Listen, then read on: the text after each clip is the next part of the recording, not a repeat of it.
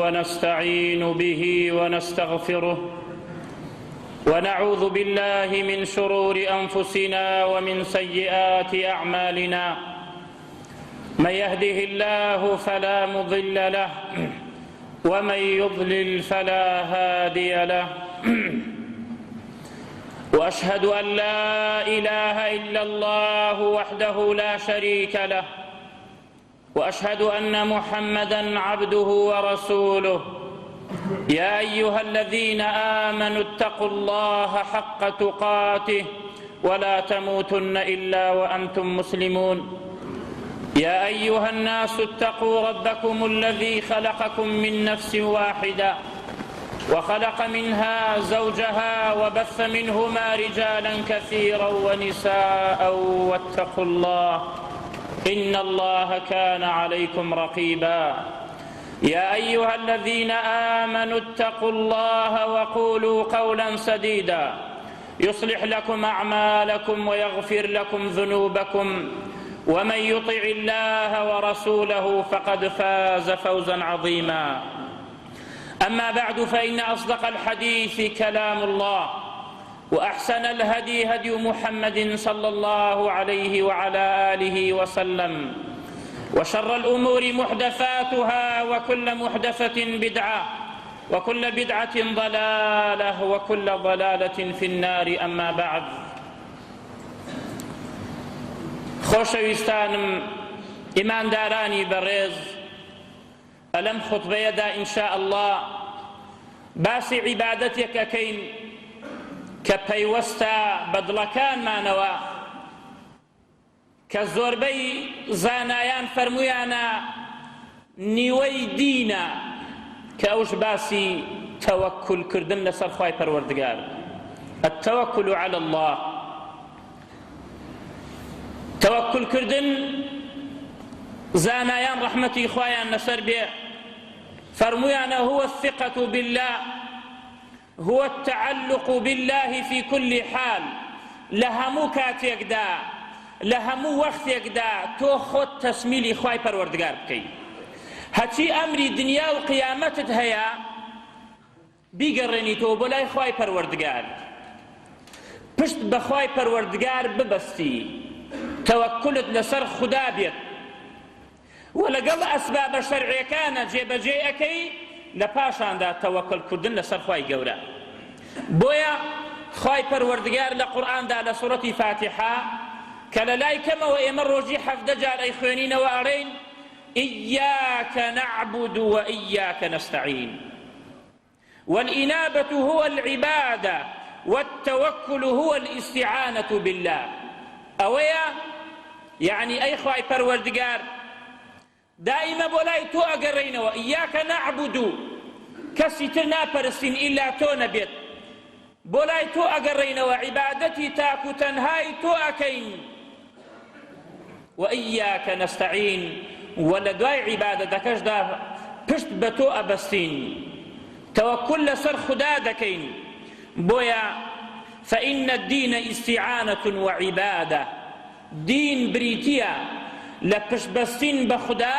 وعبادة كردني خواي پروردگار لاحتياج العبد في جميع عباداته إلى الاستعانة بالله بويا كاتي تو عبادة أكي بيوسيد بويا كخواي پروردگار يارمتيد بدا وإلا ناتواني عبادتي خواي پروردگار بكي بتواوتي عبادتي خدا دكي لپاشان دا داوا أكي لخواي پروردگار كيارمتيد بدا لسرو عبادة بردوان بي كعبادتي خدا بكي إياك نعبد لپاشان دا وإياك نستعين عبادتي تو أكين خواي پروردگار ويارمتي ما نجبدي وپشت بتو أبستين بويا براكانم توكل كردن اعتماد لسر خواي پروردگار بيت هر كسي اعتمادي لسر خواي پروردگار بيت أو كسا سببك أو توكلا بوسونا بهشت سببك أو توكلي تو لسر خواي پروردگار پشت بخدا ببستي اعتماد لسر خدا بيت أو الرقايك بو بهشت خواي پروردگار لقرآن دا أفرميت كل نفس ذائقة الموت ثم إلينا ترجعون. هەموو کەسێک واتە مسلمان و کافر هەموو کەسێک ئەبێ بمرێت لە پاشاندا بۆ لای ئێمە ئەگەڕێنەوە. کەواتە بۆ لای خوای پەروەردگار ئەگەڕێیتەوە دەبزا خوای پەروەردگار ئامۆژگاری چیمانەکە لە پاشاندا. ئەفەرمێت والذين آمنوا وعملوا الصالحات لنبوئنهم من الجنة غرفا تجري من تحتهم الأنهار خالدين فيها نعم أجر العاملين. كأجرينو بولاي من أو كسانة كإيمان ديرن بمن كإيمان بخواي پروردگار ديرن إيمانيكي تواو ولا باشان داك كردوي شاكا أكن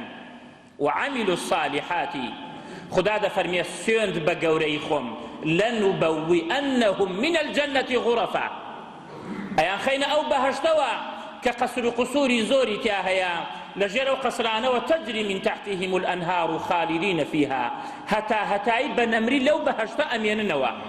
نعم أجر العاملين زور شاكتر لو كردواني إيمك أيكين أو قصر قصراني بهشت براسي أجر باداش لكي زور شاكا الذين صبروا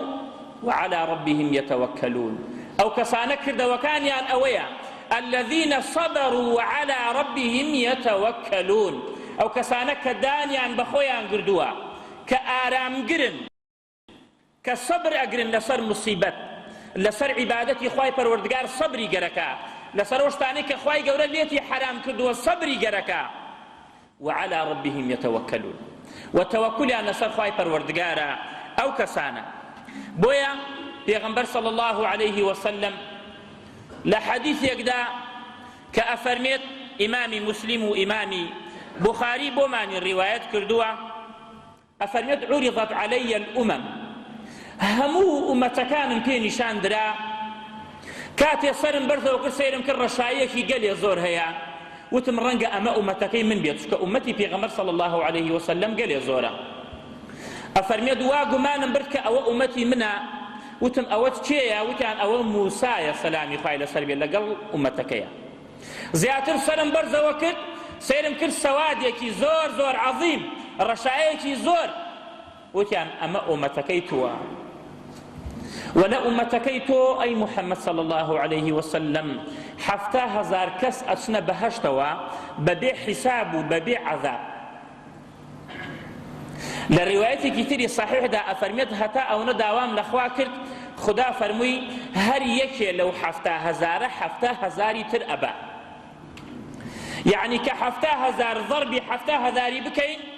أكاد شوار مليار ونوصط مليون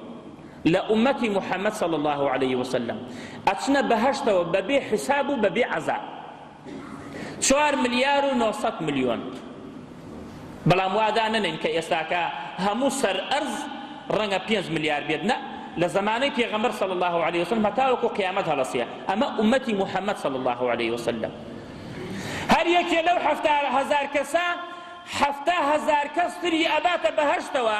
بەبێ حساب و بەبێ عەذاب ئەمجا باس سەرنج بدەین بزا ئەو کەسانە کێن کاتی ئەمەی باس کرد پێغەمبەر صلی الله عليه وسلم بۆ سەحابەکان هەڵسا و ڕۆی بۆ ماڵ هەندێک لە سەحابەکان وتیان ئەمانە ئەو کەسانن کە لەگەڵ پێغەمبەرا بوونە صلی الله عليه وسلم هەندێکی تر وتیان نە ئەوانن کە هەر لە مناڵیەوە لە ئیسلاما بوونە هەرێکی قسەیەکیان کرد و هەتا پێغەمبەر صلی الله عليه وسلم هاتە دەرەوە بۆ لای سەحابەکان و فەرمووی ئەوە باسی چیەکەن وتیانەی پێغەمبەری خوا باسی ئەو شتاکن کە تۆ باست کرد فەرمووی ئەو کەسانە گوێ بگرن ئەم کەسانن کە ئەم سیفاتانەیان تیا هەیە کە چەند سیفاتێکیان تیا هەیە ئەو 7,000 کەسە کە ئەچنە بەهەشتەوە بەبێ حساب و بەبێ عەذاب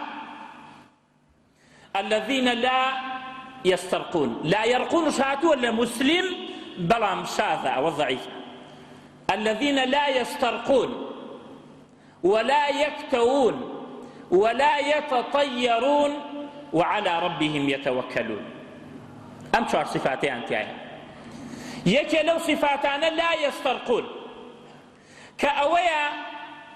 الرقية أويا كداواي يكي بكي كتون نخوشي توشي سحريك بويتا توشي مس بويتا توشي سريشيك بويتا توشي پشت إيشيك بويتا داوا ليكي كي أليف قرآن بخيونا بان ما أو هندي علماء فرمون أو هركس يداواي كل قرآن بخرنا بان ما كالشرعيشة كجائزة وشرعية أو لو 7,000 كس درج نابي داوا لكس بكي بلي ورا قرآن بخرنا بان وهندي يتلع علماء زيادة مذهب إمام أبي حنيفة فرمويانا نخير بيغمبر صلى الله عليه وسلم فرموتي لا بأس بالرقى ما لم يكن شركا مقصد لم لا يسترقون أو يسترقون كوا دعاء كان دعاء الشركي خصوصا أم سلسكان إيستاكا دعاء إيستاكا يعني هردو قولك أم دعاء أقريتوا أم دعاء سيستوشكانا كأي كان إيستاكا لا أو دجال فالشانا كأما بو سريشي وأما بو منالبونا وأما بو لرزوتايا وأما بو منالك النقصان نبيو ئەمانە هەمووی درۆ و دەلەسەیە لەو 7,000 کەسە لەو 4,900 ملیۆنە دەرەچی ئەمجا بزا کردەوەکانت یەکجار جوانە بە کردەوەی خۆت بشتە بەهەشتەوە کردەوەکانت یەکجار زۆرە بە کردەوەی خۆت بشتە بەهەشتەوە لا يسترقون داوای قورئان خوێنین لە کەس ناکەن ولا يكتوون وەکەویش ناکەن خۆیان داخ ناکەن داخ ئاجاران شوێنێکمان يعني ئەو پیرانە شوێنێکیان ژانی بکردایە باداری بووە یا قاچێشەیەک بۆ ئەڕۆن پایان داخە کرد سەریان داخە کرد کە خۆی مەکروهە کەویکردن مەکروهە ئەو 7,000 کەسە کە ئەچنە بەهەشتەوە ئەمە دووەم سیفەتیانە کە لا یەکتەون بۆ ئێش و ئازاری گیانیان خۆیان داخ ناکەن ولا يتطيرون وطيرش لجهالته ئەوەیە تیڕە بکەیت بە ڕۆژەوە یا بە مانگەوە یا بە ساڵەوە تەیرێکیان ئەفڕان ئەگەر تەیرەکە بەرەو دەستە ڕاستە بووایە ئەچین بۆ سەفەرەکەیان ئەگەر بەرەو دەستە چەپە بووایە ئەگەڕانە دواوە ئەوە پێغەمبەر صلی الله علیه و سلم ئەفەرمێت ئەوە شیرکە یا خۆمان ئەڵێن بەخوا فڵانە ڕۆژ بە دوویمە یا بەیانی کابرا دوکانەکەی ئەکاتەوە کابرایەکە بینێ بە شێوەیەک ئەڵێ ئەمڕۆ فڵانە کەسم بینی دوکانەکەی داخە ئەوە تۆ شەریکت بۆ خوا قەرار دا شرکی ئەزغەرت کرد ئەو کابرا چی دەسەڵاتی هەیە ئەوە بەدوویمیە ئەوە تەشاؤمە ولا يتطيرون ئەوانەیان تیان نییە ئەبێ ئەوانە تیان نەبێت بۆچی لا يسترقون ولا يكتوون ولا يتطيرون خۆ ئەمان نەخۆشن بۆ داوای دوعا ناکەن داوای قورئان خوێنین ناکەن و داوای ئەوە ناکەن کە کەوی خۆی لە خۆیشە هەندێک جار شیفایە بەڵام مەکروهە بیکەی لەبەرەوەی وعلى ربهم يتوكلون ئەوانە تەوەکولیانی تەوەکولی تەواویان هەیە بەخوای پەروەردگار بۆیە داوای ئەوانە ناکەن خۆی تەوەکولەکاتە سەر خوای پەروەردگار خۆی بۆ خۆی دوعا خوێنێت خۆی بۆ خۆی قورئان خوێنێتە بانی خۆیان شوێنێکی ژانەکە خۆی ڕوقیەی خۆیەکە ئەو ئەذکارانەی کە وارد بووە لە قورئان و لە حەدیثەکانی پێغەمبەر صلی الله عليه وسلم ئەخوێنێتە بان ئەو شوێنانەی خوای پەروەردگار شیفایەدا یەکێک لە سەحابە هەسا ناوی عۆکاشەیە فەرمووی ئەی پێغەمبەری خوا داوا لە خوای پەروەردگار بکە کە من یەکێ بم لەوانە فەرمووی تۆ یەکێکی لەوانە بیر و باوەڕمان وایە کە عۆکاشە ڕەزای خوای لێ بێت یەکێکە لەو 4,900 ملیۆنە کە بەبێ حساب و بەبێ عەزاب ئەچێتە بەهەشتەوە یەکێترە ساوتەی پێغەمبەری خوا دوعام بۆ بکە با منش لەوان بم فەرمووی عۆکاشە پێشت کەوت ئەمجا هەر کەسێ هەڵسێ بڵێ با من لەوان بم با من لەوان بم زۆرەکە عۆکاشە پێشت کەوت و هەندێک زانایانە فەرموون ئەو پیاوە منافق بوو بۆیە پێغەمبەر صلی الله فەرمووی نەخێر عۆکاشە پێشت کەوت لەبەرەوەی منافق ناچێتە بەهەشتەوە کەواتە برا بەڕێزەکانم ئەم ئەجر و پاداشتە ئەوەیە کە داوای ئەو شتانە ناکەن بۆیە اعتمادی تەواویان لەسەر خوای پەروەردگارە اعتمادی تەواویان لەسەر خوای پەروەردگارە بۆیە التوكل على الله يعطي صاحبه القوة والشجاعة والعزة والمتوكل على الله لا يخاف أحدا إلا الله هر کس التوكل بكات سر خواهي پروردگار خواهي گەورە عزتي أداده سر برزي أكا چونکە پشتی بە خدا بەستووە بۆیە ئەو کەسە لە کەس ناترسێ ئیلا خوای پەروەردگار نەبێ کاتی ئەو ئاەتانە ئەخوێنیتەوە بە سەتاهان ئاەت لە قورئانە خوای گەورە ئەفەرمێت له ما في السماوات وما في الأرض وما بينهما تەواو هەرچی لە ئاسمانەکان هەیە و هەرچی لە ئەرزا هەیە ئەوەی لە بینی ئاسمانەکانە هەمووی مولکی خوایە ئێتر تو بۆ چی ئەترسی ئێتر تۆ لە چی ئەترسی توكل بك سر وتوكل على الحي الذي لا يموت الذي يراك حين تقوم وتقلبك في الساجدين توكل بك نسر أو خواهي پروردگار كوا خوای پەروەردگار بە حەیاتی نامرێ. هود سەلامی خوای لەسەر بێت، خوای پەروەردگار لە قورئاندا بۆمان باسەکە وإلى عاد أخاهم هودا قال يا قوم اعبدوا الله ما لكم من إله غيره. بانگەوازی قەومەکەی ئەکرد هود پێغەمبەر سەلامی خوای لەسەر بێت، ئەی فەرموو ئەی قەومەکەم عیبادەتی خدا بکەن، غەیری خوا مەپەرستن، ئەو بتانە مەپەرستن. کاتێ نەسیحەتیان کرد ئەوی تەوبە بکەن بۆ لای خوای پەروەردگار، ئیستیغفار بکەن، خوای پەروەردگار ئاسمان بارانتان بۆ ئەبارێنێ، ڕزقتانە داتێ، زیاتر عزتانە داتێ. ئەوانش لە وڵامدا بەرامبەر بە هود پێغەمبەر سەلامی خوای لەسەر بێ ئەیان وت قالوا يا هود ما جئتنا ببينة وما نحن بتاركي آلهتنا عن قولك وما نحن لك بمؤمنين. أي هود تو هەرچەنی ئەم قسانەمان بۆ ئەکەی، تۆ بەڵگەیەکی وەهات پێ نییە ئێمە بڕات پێ بکەین و ئێمە واز لە بتەکانمان ناهێرین مجرد بە قسەکردنی تۆ بڵێ واز لە بتەکانتان بێرن. ئێمە واز وما نحن بتاركي آلهتنا عن قولك، بۆ قسەکانی تۆ واز لە بتەکانمان نایرین، وما نحن لك بمؤمنين، ئێمە ئیمان بە تۆ نارین، بەخوا تۆ بەڕاست نازانینەوە. إن نقول إلا اعتراك بعض آلهتنا بسوء، ئێمە وا گومان ئەبەین دیارە بتەکانمان خواکان ئێمە تەئسیری لە تۆ کردووە کە شێت بوویتە شێت. إن نقول إلا اعتراك بعض آلهتنا بسوء، تۆ کاتێ وان نەخۆش بوویتە و خەریکە شێتە بی، ئەوە خوای ئەوە بتەکان ئێمەیە کە قسەیان پێ ئەەکەی وات لێکەن. کەسێک بیر و باوەڕی تەواوی بەو شەخسە هەیە، بەو قەبرە هەیە کە ئەو قەبرە کە خدای پەروەردگار ئەفەرمێت لا ينفعونكم ولا يضرونكم، یعنی کاتێ داوای لێ ئەەکەی ئەپارڕیتەوە ئیسفادەی بۆت نییە، و کاتێ وازی لێ ئەهێنی داوای لێ ناکەی لا يضرونكم، خۆ زەرت پێ ناگەێنێ. یعنی ئیعتیقادی تەواوی وا هەیە بەو قەبرە، جاری وا هەیە لێ ها بزانە ئەوە وەلیەکەی خوایە، ئەوە فڵانە کەس وهایە، بۆیە توات بەسەرهات. مشریکەکانش وایانەوت ئەیانوت إن نقول إلا اعتراك بعض آلهتنا بسوء، خواکانی ئێمە وای لە تۆ کردەوە شێت بوویتە. بۆیە هود سەلامی خوای لەسەر بێت جوابی ئەوە بوو لە دوای ئەو هەموو مناقەشە و ئەو هەموو قسەکردنە، هود سەلامی خوای لەسەر بێت بە سینگێکی فراوانەوە بە سەربەرزی فەرمووی قال إني أشهد الله، من خدای پەروەردگار ئەکەم بە شاهد و ئێوەش ئەکەم بە شاهد. قال إني أشهد الله واشهدوا أني بريء مما تشركون من دونه فكيدوني جميعا ثم لا تنظرون. هەر هەمووتان مەکرم بۆ بکەن، هەر هەمووتان کۆ ببن بۆی زەرێ لە من بگێنن، منەتتان نەبێت، زەرەرم پێ بگێن و هیچ چاوپڕکانێک لێم مەوەستن. ثم لا تنظرون. بۆچی وایە ودهود؟ لەبەرەوەی فەرمووی إني توكلت على الله ربي وربكم ما من دابة إلا هو آخذ بناصيتها إن ربي على صراط مستقيم. من توكلم كردە سەر خوای پەروەردگار کە خوای منە و خوای ئێوەشە، هەچ گیان لەبەرێک بێت ئیلە بەدەست خوای پەروەردگارە لە دنیا. خوای پەروەردگار لەسەر ڕێگای ڕاستە. ئاوها جوابی قەومەکەی خۆیان داوە. و لە مەعرەکەی ئوحوددا براکانم، لە مەعرەکەی ئوحوددا کاتێ گەڕانەوە پێغەمبەر صلی الله عليه وسلم لەگەڵ سەحابەکاندا خەبەر هات لە ناو مشریکەکان و دەوری پێغەمبەریاندا صلی الله عليه وسلم، وتیانەی پێغەمبەری خوا هەمویان کۆبوونە بۆ ئەوەی بێن مەدینە بگرن و بدەنە بانتانە،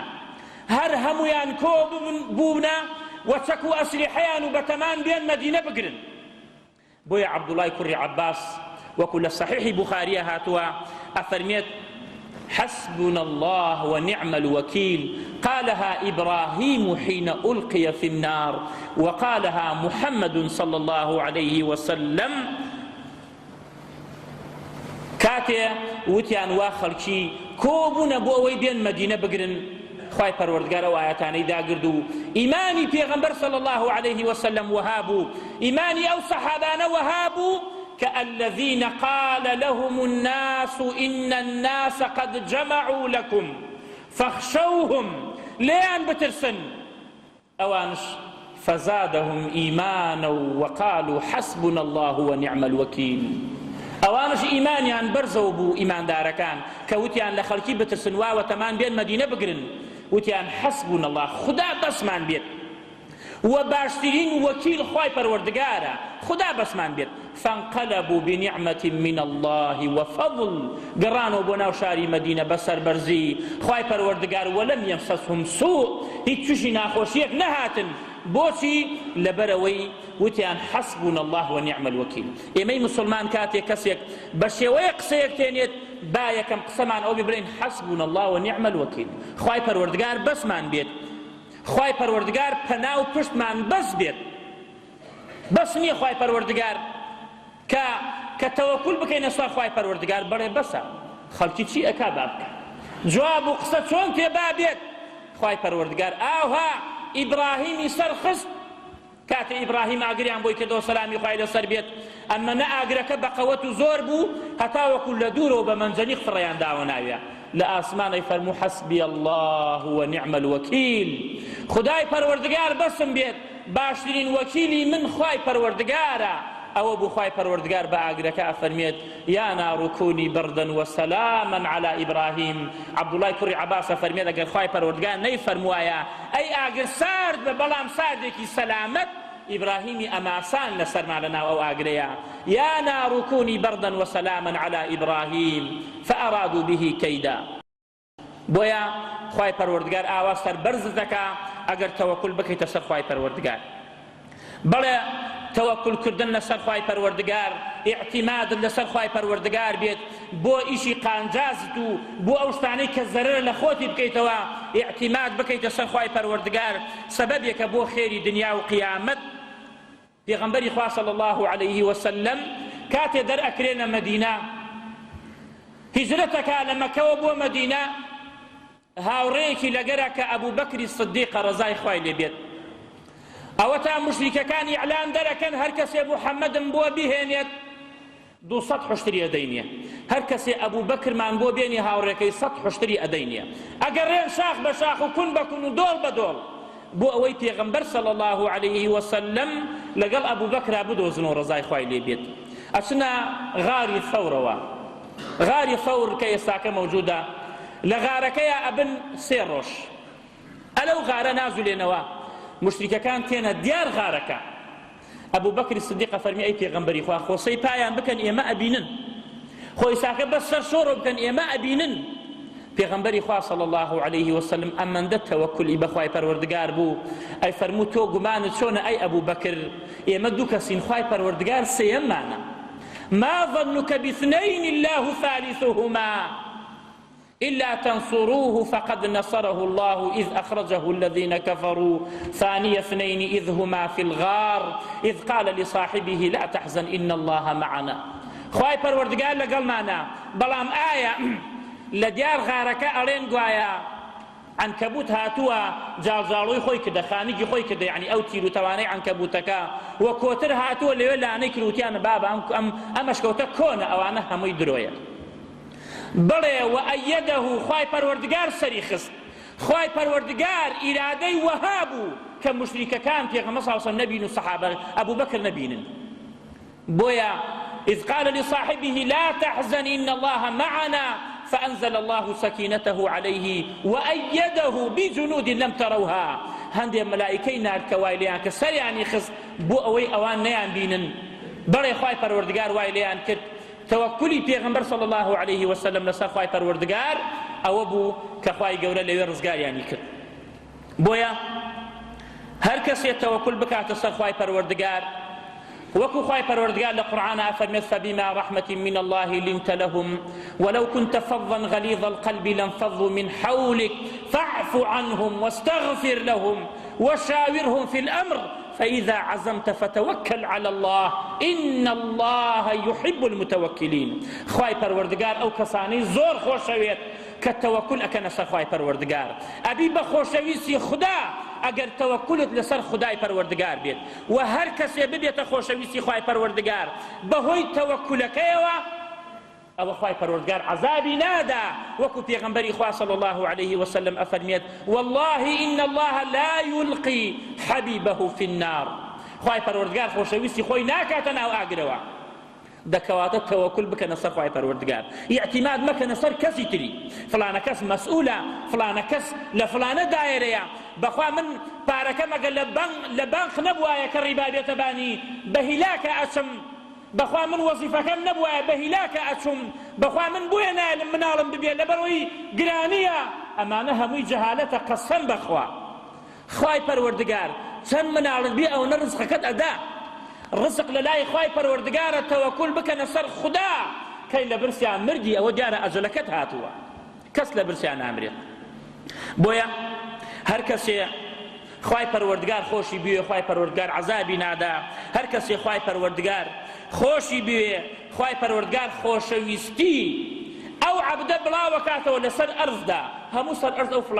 فلانە کەسیان خۆش گەرەکە بۆ لەبەرەوەی تەوەکولی کردن سەر خوای پەروەردگار خدا خۆشی گەرەک بووە خدا بانگی جیبریلەکە سەلامی خوای لەسەر بێت ئەی جیبریل من فلانە کەسم خۆش گەرەکە تۆش خۆشت گەرەک بێت ئەفەرمێ خوایە منش خۆشم گەرەکە دەفەرمێ بانگەوازی بکە لە ئەهلی ئاسمان بڵێ ئەی ئەهلی ئاسمان هەمووتان فلانە کەسان خۆش گەرەک بێت هەر هەمویان فلانە کەسیان خۆش گەرەک بێت هەتا وەکو ئەو خۆشەویستی دابەزێت سەر ئەرز سەیرەکەی ئینسانێک زۆر متەوەکیلە بەخوا زۆر ئیعتیمادی لەسەر خوایە خەڵکی هەر لە خۆی خۆشی گەرەکە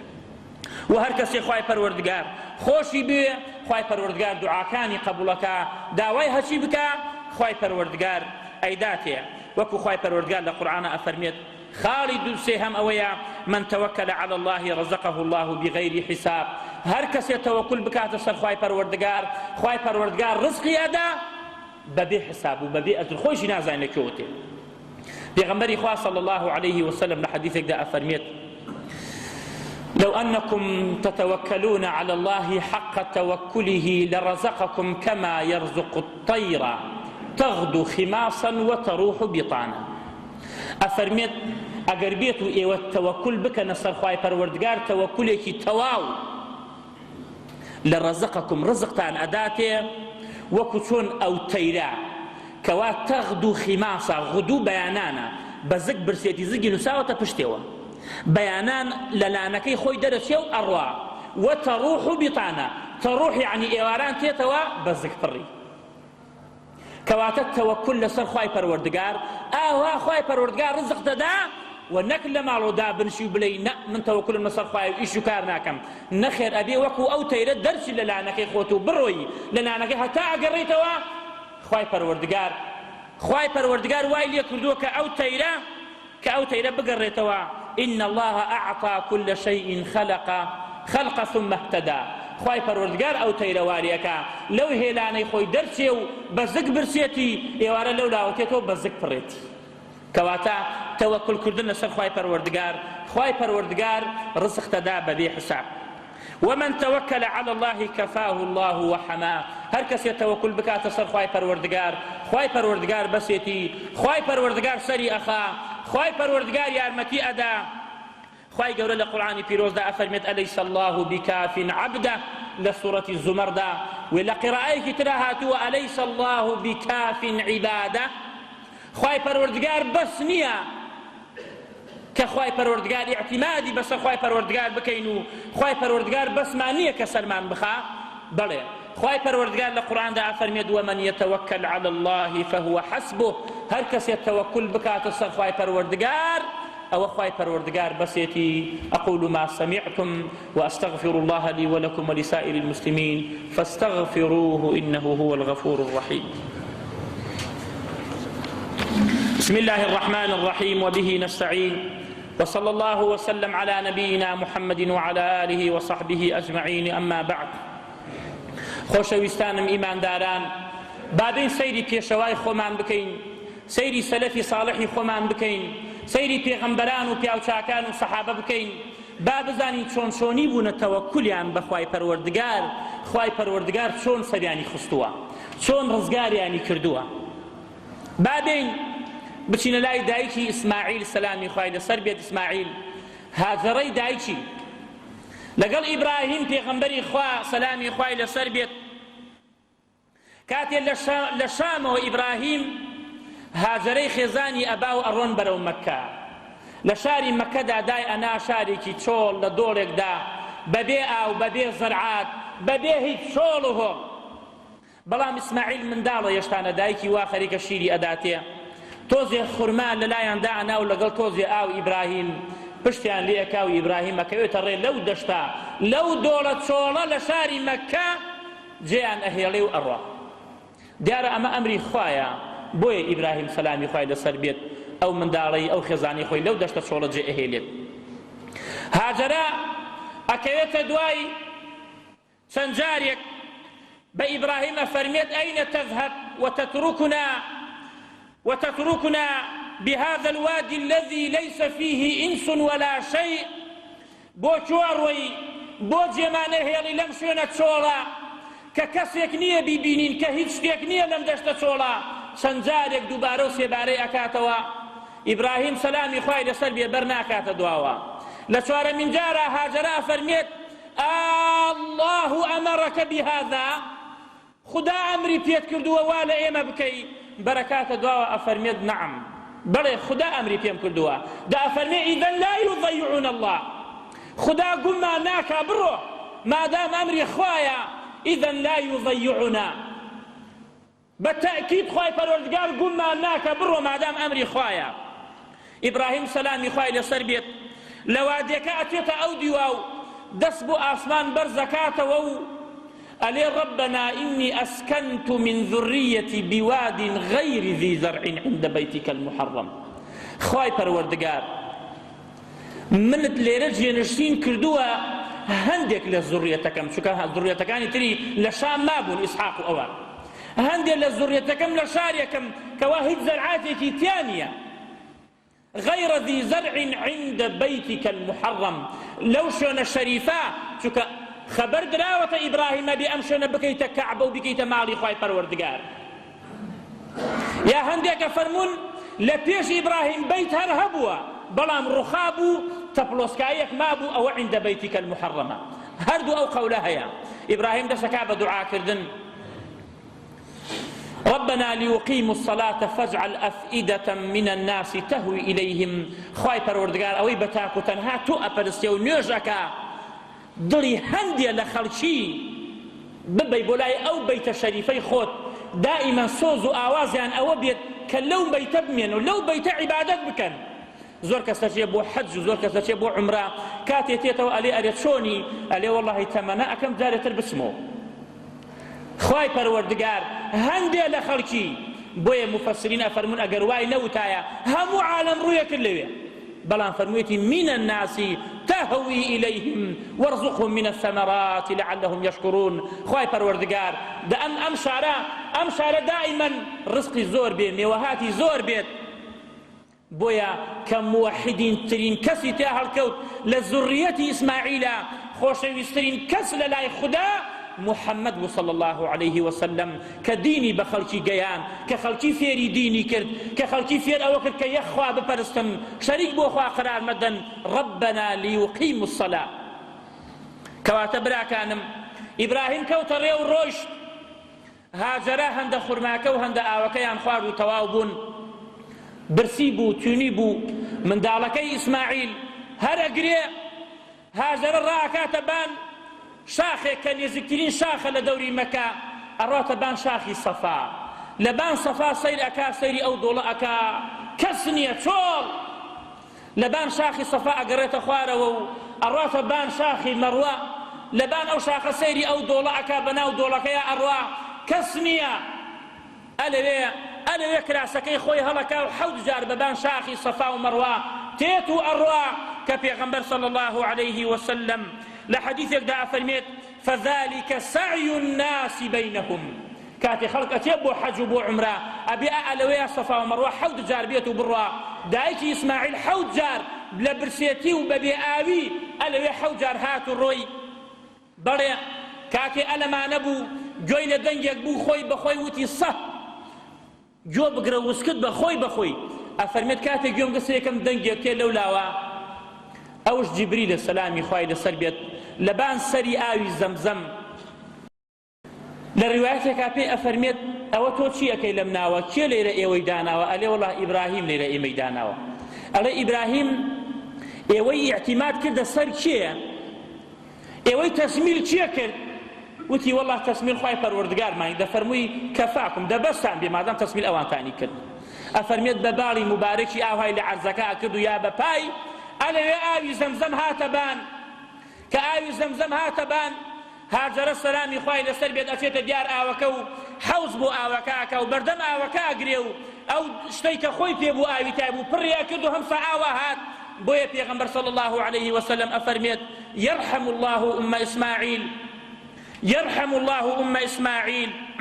لولا أنها عجلت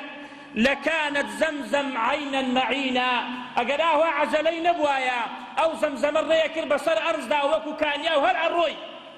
بلام عجليك الزوبر دمي قرد بويا ألوي أو أعودرشو خواي پروردگار أهوى سرياني خستو أهوى باسيان هالا قرآني بيروز دا أو بصر هاتيان شونشوني بولويا بلي شاهد لويا کە خوای پەروەردگار بەو شتە بڵێ کون فەیەکون ئەوە بوو خوای پەروەردگار لەوێ ڕزگاریانی کرد و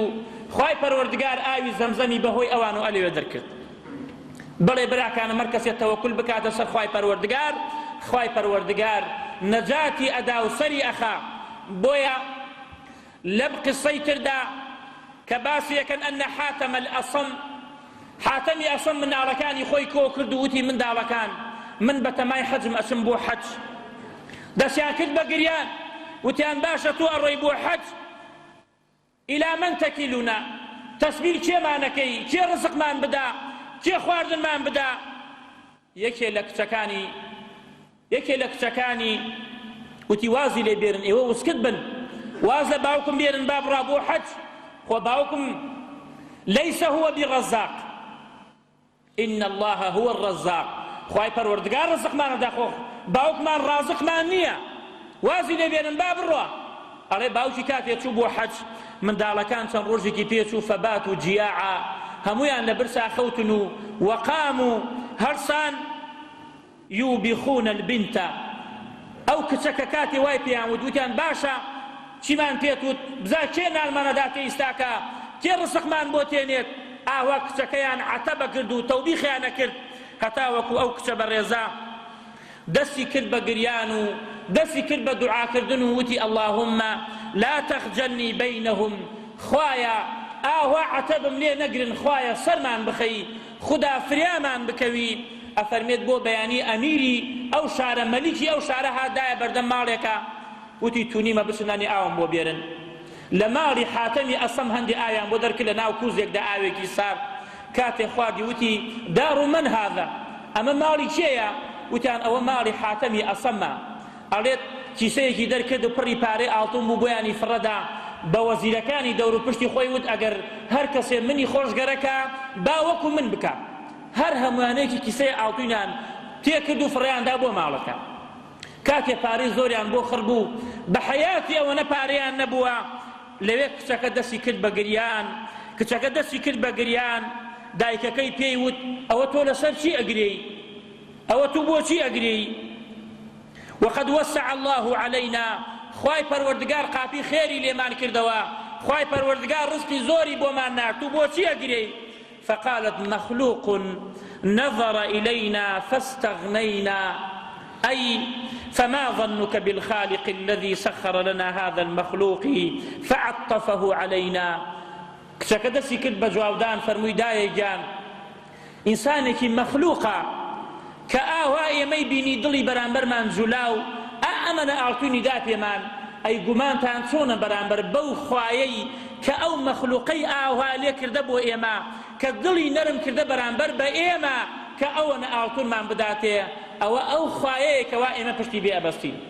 بۆیە برا بەڕێزەکانم ئیعتیماد مەکەنە سەر کەس ئەسبابی شەرعی خۆتان جێبەجێ بکەن وەکو کابرایە حشتێکی پێبووتیەی پێغەمبەری خوا حشتەکەم ببەستمەوە تەوەکل بکەمە سەر خوا یا بەرەڵایکەم و تەوەکل بکەمە سەر خوا فەرمووی نە بیبەستەرەوە و ئەمجا تەوەکل بکە سەر خوا بەڵێ ئیشی ژیانی خۆمانەکەین ئیش و کاری خۆمانەکەین بەڵام تەوەکلمان لەسەر خوای پەروەردگار بێت بشكم خواهي پروردگار بالرحم وبالزي خوي الرحمن فيبكى إن الله وملائكته يصلون على النبي يا أيها الذين آمنوا صلوا عليه وسلموا تسليما اللهم صل على محمد وعلى آل محمد كما صليت على إبراهيم وعلى آل إبراهيم إنك حميد مجيد اللهم بارك على محمد وعلى آل محمد كما باركت على إبراهيم وعلى آل إبراهيم في العالمين إنك حميد مجيد فلولا كان من القرون من قبلكم أولو بقية ينهون عن الفساد في الأرض إلا قليلا ممن أنجينا منهم واتبع الذين ظلموا ما أترفوا فيه وكانوا مجرمين